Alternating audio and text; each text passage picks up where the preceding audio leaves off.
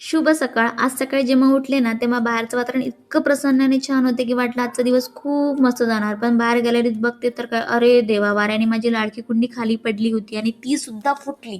खरं सांगू तर ते बघून माझं मन इतकं दुखावलं ना, पण मग म्हटलं असो, जे झालं ते झालं. मग मी आले किचनमध्ये आणि आजचा आमचा नाश्ता ठरला होता चटपटीत दहीवडे. त्यासाठी मी 2 वाटी उडीद डाळ घेतली, ती स्वच्छ पाण्याने धुवून छान भिजत घातली. त्यात दहीवड्यांसोबत चिंचगुळाची ती आंबट गोड चटणी तर हवीच ना, म्हणून मग मी अर्धी वाटी चिंच आणि 1 वाटी गूळ घेऊन ते सुद्धा भिजत ठेवून दिलं. आता हे सगळं भिजेपर्यंत थोडा वेळ होता, म्हणून मी आपली इतर कामे आवरू लागली. तेवढ्यात बघते तर काय, आपली कार्तिकी बघा, तिचं आपलं भिंतीवर छान ड्रॉइंग काढणं सुरू होतं आणि त्यावर ती मस्त कलरिंग करत बसली होती. तिचं ते पेंटिंग बघून मगाशी कुंडी फुटल्याचं जे दुःख झालं ना, ते मी पार विसरून गेले. साधारण 2 तासानंतर डाळ आणि चिंच गूळ दोन्ही व्यवस्थित भिजलं होतं. मग मी चिंच आणि गूळ हाताने छान ढवळून घेतलं आणि त्याचं पाणी गाळून घेतलं. गॅसवर कढई ठेवून त्याचं मिश्रण टाकलं आणि वरून 1 चम्मच तिखट, 1 चम्मच धनेपूड आणि चवीप्रमाणे मीठ टाकून ती चटणी शिजायला ठेवून दिली. दुसरीकडे मिक्सरच्या भांड्यात आपली भिजलेली डाळ घेतली. त्यात 2 ते 3 हिरव्या मिरच्या, आल्याचा 1 तुकडा टाकला आणि थोडं पाणी टाकून ते डाळ मी छान वाटून घेतली. पीठ जास्त पातळही नाही आणि जास्त घट्टही नाही, अगदी हवं तसं तयार झालं. दुसरीकडे आपली चिंचगुळाची चटणी सुद्धा घट्ट होऊन तयार झाली होती.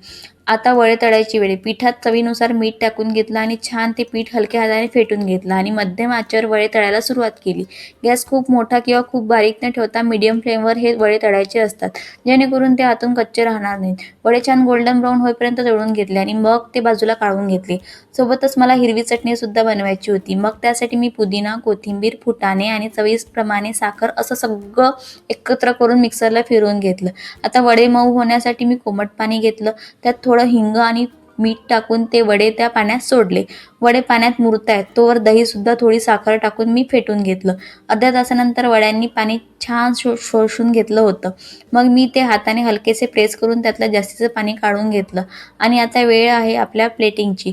एका वाटीत वडे घेऊन त्यावर भरपूर फेटलेलं दही, चिंचगुळाची चटणी, हिरवी चटणी, बारीक शेव, लाल तिखट, धने, जिरे पूड असं सगळं सजवून घेतलं आणि हे बघा, आपले रसरशीत दहीवडे तयार आहेत. चव तर काय सांगू तुम्हाला, अगदी 1 नंबर झाली. हा मिनी ब्लॉग कसा वाटला नक्की सांगा.